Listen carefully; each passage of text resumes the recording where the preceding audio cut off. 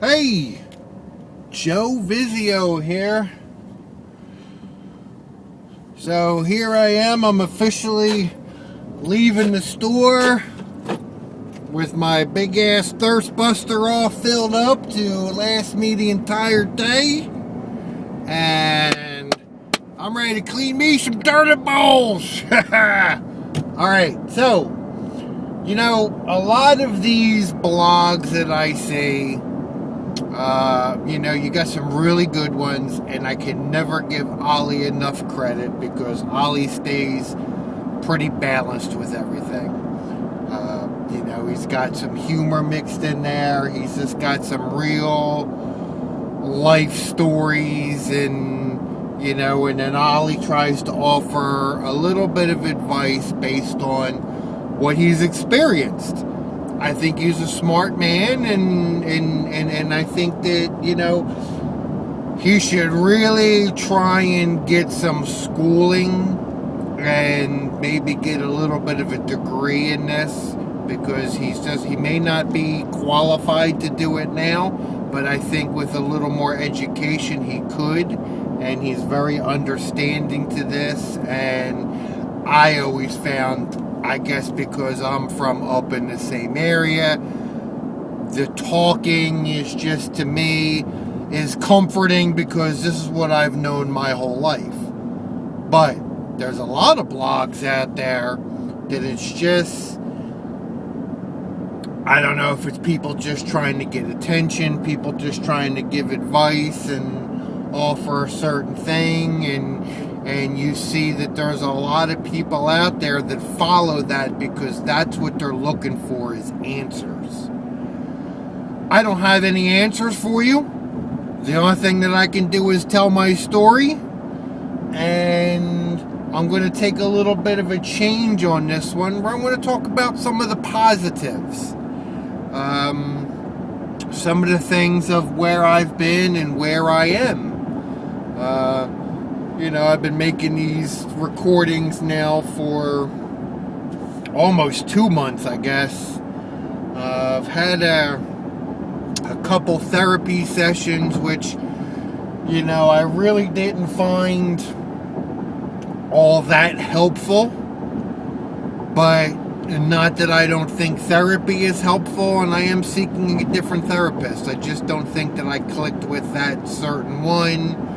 You gotta like a style. I mean, I think I want a person that's going to, when I tell my story to them, I want them to stop and just kind of analyze things a little bit. At least keep a pad and paper or recorder and record what I'm paying my hour for, so that you have some kind of a record, so that the next time I come back in, you're not like, okay, well, where were we? No, you're the doctor, you should be a little bit prepared for this. But maybe I got the wrong idea about what they should do. And I definitely don't want to go to anybody that's going to go, oh, you're depressed, here, take this bottle of pills. I don't want to take no pills. I'm tired of pills. And not that I take any kind of psychotropic pills or ever have. I do have a problem with my back, and I'm sometimes forced to take pain pills, which I do really not like to take. I think those pain pills help make you crazy.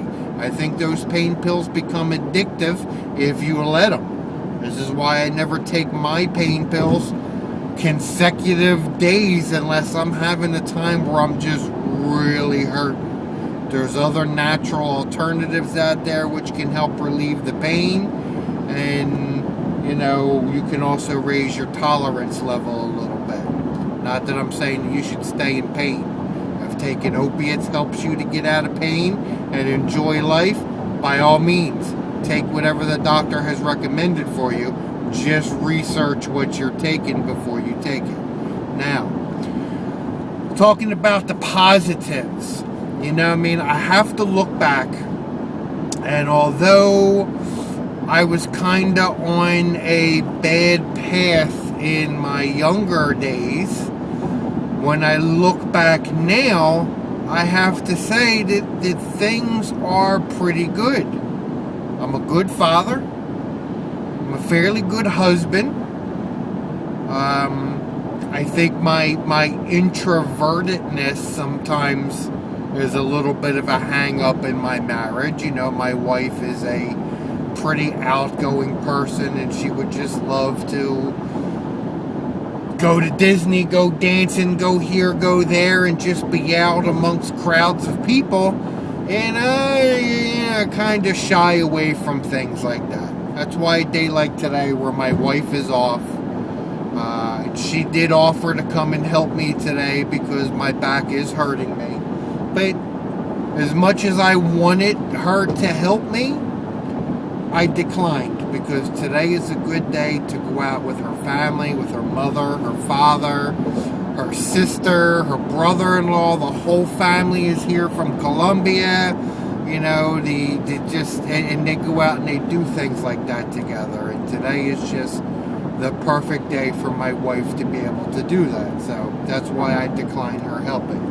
But on the positives again, I think I'm a good father. I think my daughter is very happy.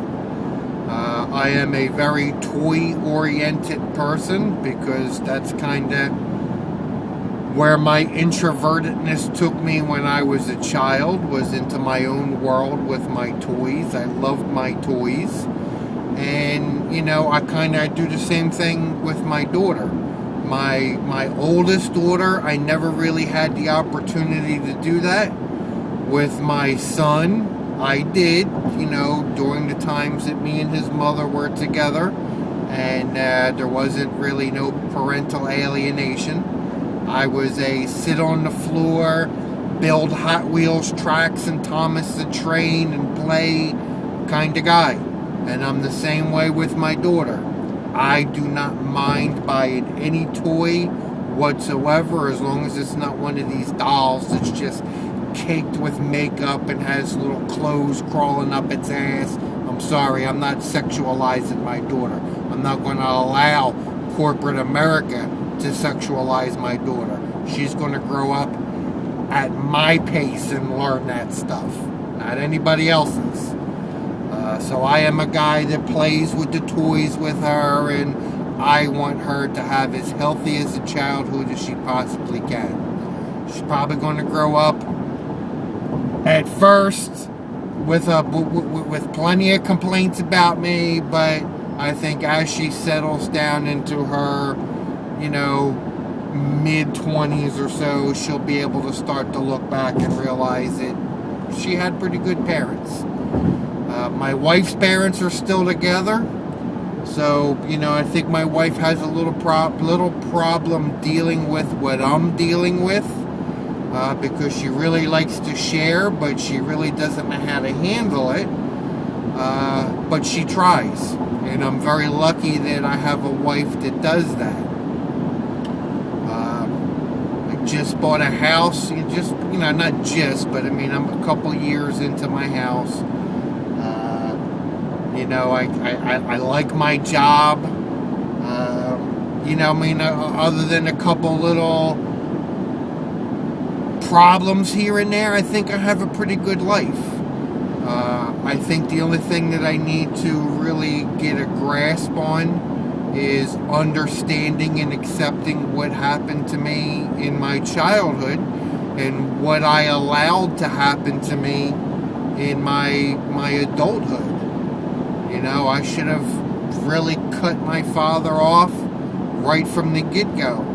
And, you know, I could say that my mother is at a point where, you know, we can probably talk and hash some things out, but, you know, if you listen to my mom series, which I might change that. I might change that from a 5-part series to maybe just a long video trying to detail it out. I didn't want to leave out any of the good details because I wanted to paint a picture from both what my mother went through with some of her abuses and why I feel that, you know, there was some abuse coming from my mother.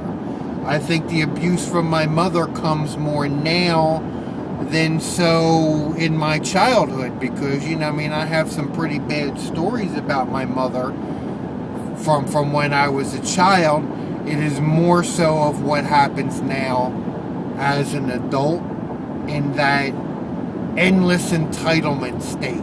My mother feels that she is entitled to just live in my house, do whatever she wants, without any kind of repercussion of what she does. Now, my mother's a difficult person to live with. My mother is not a clean person. My mother does not practice good self-hygiene. And my mother really does not care about what her actions do to other people. She doesn't care. And this is probably my biggest problem now. As I've detailed before, the abandonment that I had from my mother. I did detail a really good beating that I got from my mother. But I really don't think that my mother was just a full narcissist. I just think that my mother is depressed. I think that my mother just has some narcissistic tendencies just from the generation that she grew up in. And I do feel that the boomers have this, massive entitlement state. They lived a life of self-indulgence, and a lot of them were very, very selfish, especially my parents. This does not apply to all baby boomers. I have a lot of friends whose parents are from that generation that I spent a lot of time hanging out over at their house, calling his parents mom and dad, than I did at my own house.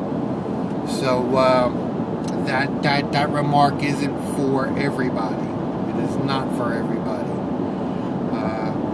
But we do have to look at the positives. One of the biggest positives that I can come up with is that I am breaking the cycle. My father grew up without a father. And I've always said that when I hear somebody talking that a narcissist is a narcissist because they are missing something and taking it out on you, and I never believed that about my father, because my father always had this facade of a very strong person, and he is a strong person. He has a very strong personality. He was physically strong. I always have to give the guy credit. He took good care of himself. He is a strong person. And he was always just a take no shit kind of person. If ever there is somebody that is qualified for management, it is my father, because my father really gives not a shit about telling you what to do, when to do, how to do, and if you don't like it, he will get in your face and tell you to get the fuck out. That's just how my father is. But my father grew up without a father, so when I hear that sometimes they are overcompensating with the narcissistic abuse, that, okay, I can kind of see it, but, when his father did come back to him later on in life, my father didn't reject him, but my father pretty much told him, if you're expecting me to call you daddy, I'm not going to do it. If you want to talk and get to know me a little bit, that's perfectly fine. And, I guess he had rights to, and I guess that later on in life, I'm probably going to have to deal with this with my own son. My son really doesn't like to talk to me. There was just a bad divide between me and his mother. His mother did keep him from me.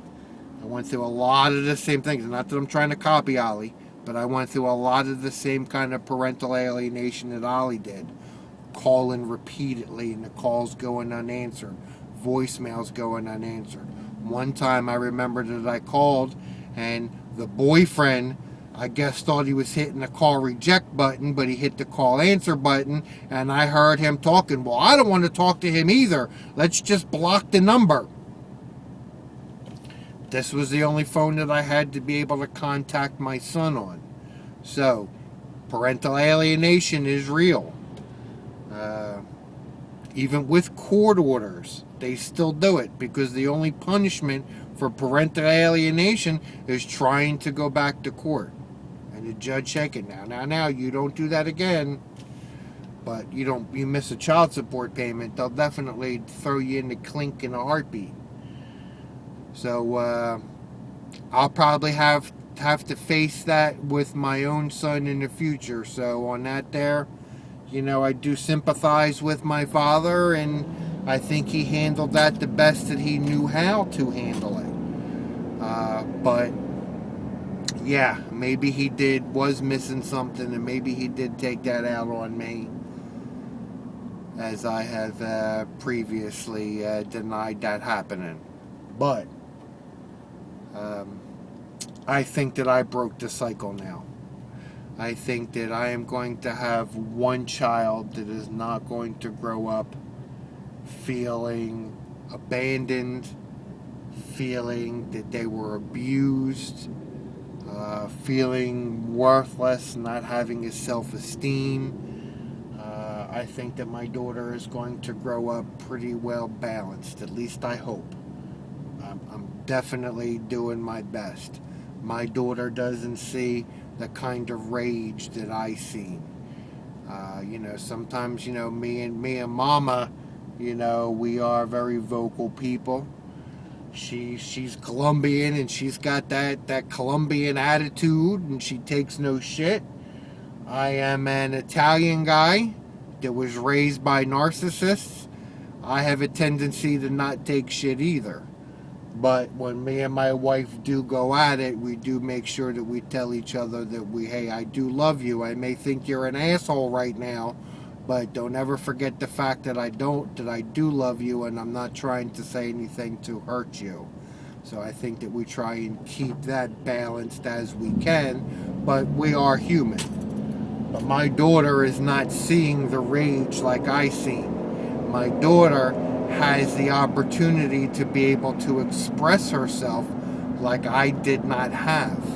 My daughter is going to be able to insert her opinions, and I am going to try my best to teach balance when it comes to all that, so that she grows up as sane as she possibly can in an insane world. I am by no means perfect, as my parents are not perfect. And, I want to take a quote from my cousin. And I'm not going to name his name because it's not fair, and I don't have his permission to involve him in this. But he told me one time, when it came to his parents, he looks at it like this. Two imperfect people had a child and tried to raise that child, and they made a lot of their mistakes, but it is what it is. Now, I'm not a person that really agrees with the whole it is what it is concept, but I can respect what he's saying. I can understand what he's saying, and I can understand why he is saying that. And if that helps him deal with what he went through, because this is the sister of my mother, I can kind of get an idea of what he went through.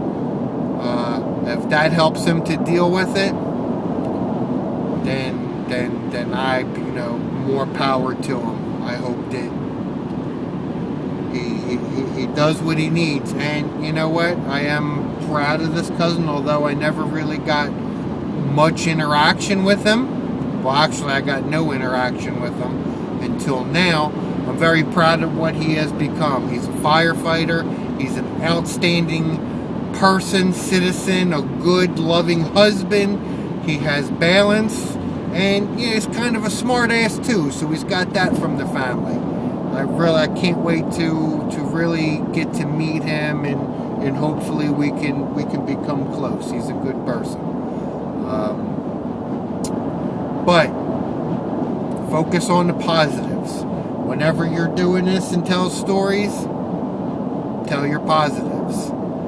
And I think that my biggest positive is that I have become a good role model leader of my family. I don't even know if I feel comfortable with saying that I'm the leader, because, I mean, this is a responsibility for both me and my wife.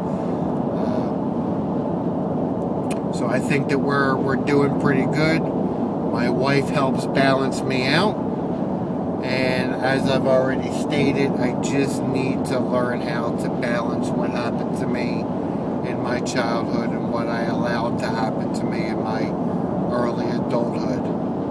And I think that once I can get that mastered, then the self-sabotage, the self-doubt, and things of that nature are going to start to elude me. It's going to leave me. Me and my wife, I don't watch much TV, but when we do, me and my wife love to watch these home renovation shows and things like that there. We love it. And a lot of times, when I see people talking about buying a $900,000 home and this and that, I was always, oh man, that'll never be me. And I want to get to the point where I can say, you know what? Yes, that could be me. If I take the right steps and I do the right things, that very well could be me. Not just that self-doubt right off the bat. Now, I'm not a big money person, I think that the way it is, money equals greed, and greed is the downfall that we are facing right now. Whether you believe that we are in a world decline or you just think that everything is hunky-dory like your TVs tell you it is. I don't believe that everything is just hunky-dory. As a matter of fact, on this date, Russia is bombing in Syria, and has pretty much proven our administration to be a fraud. That's what I feel. I know the mainstream media isn't going to come out and tell you this, but, Russia pretty much did in a couple days what our government has been telling us is just an impossible task to do, which to me kind of proves that, our government may be funding who they say is our enemy. But I know there's a big divide on that, and I'm not trying to divide you up and rile you up. This is my opinion. The only thing that I can say is do independent research on it. Don't just look at Fox News or MSNBC. Get out and, Google other people's news. Look at news that's coming from some of the Muslim countries. Look at news that's coming from countries abroad. Look at news that comes from the independent person that is going out and finding the story. Cross-reference it. Find your own truth. Before you cuss me and tell me that I hate my country, because I don't hate my country. I love my country. I love my country very much, and I feel very fortunate that I was born here. But that does not mean that the previous generation is not in the process still of destroying this country. Greed has set in and has really beat our country and our way of life down. This has happened. Look it up. But just keep doing the things that are going to affect your life positively. Focus on them. Try and get yourself out of the woe is me, this happened to me, therefore I can never do anything. You can. You're a great person. Let me talk to myself. I'm a great person. I have a lot of potential that was buried, and I'm realizing that potential now. And I'm embracing it. I do have my times where I step back, but I'm embracing it. I'm embracing myself. I'm embracing what I do, how I do it, and trying to keep positive that there are better ways to do things that will yield more of whatever it is that I may need to survive in this world.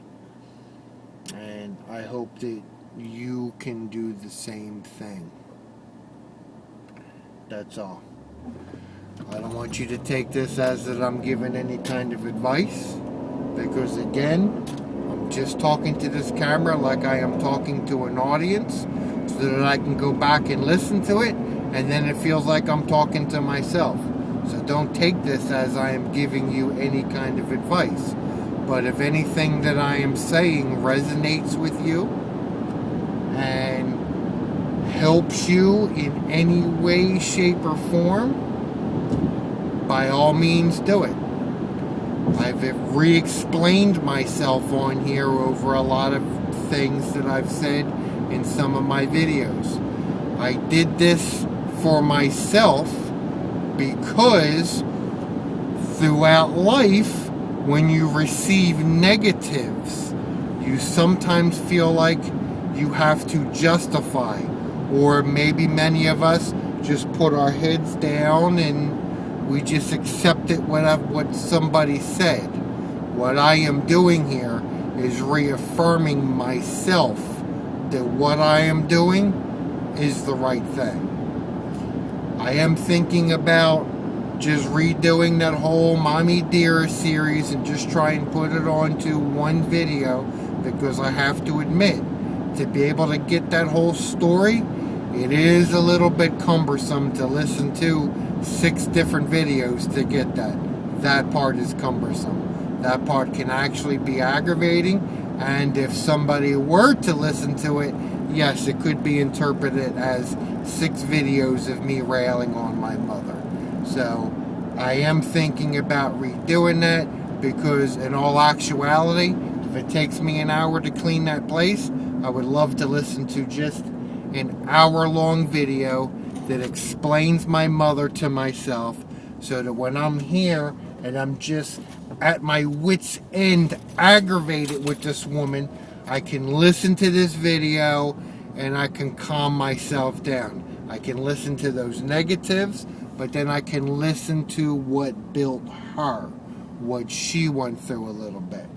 This is why I'm trying my best to not just go full no contact with my mother. I just want things with my mother to just be at a happy medium, where I can have a relationship with her, so that I can in part be able to take care of her, but I need to make sure that she has the motivation to take care of herself, because again, that's another one of my problems, is the fact that my mother has just given up. My mother has just thrown her hands in the air, and she is just sitting in my back room waiting for death to find her. So, for those of you who have the poor mama syndrome, think about this. My 3-year-old daughter, I'm sorry, she's going to be 4 next month. My 4-year-old daughter has to not only watch my mother die, but she has to watch my mother just give up and lay there and waiting for death to come and take her. And let me tell you something. My mother's not going to die right now. She's sick. But if she takes care of herself, she's got a lot of life left in her. And I would like to see her embrace that. I would like to see her starting to walk a little bit, get some exercise, quit getting fatter and fatter just sitting in your chair. That's all. That's all. This is what my family has to witness. Let me say it again. My family, my 4-year-old daughter, is watching her grandmother not only sit in her room and wait for death to take her, but she is doing absolutely nothing to better herself. She's just given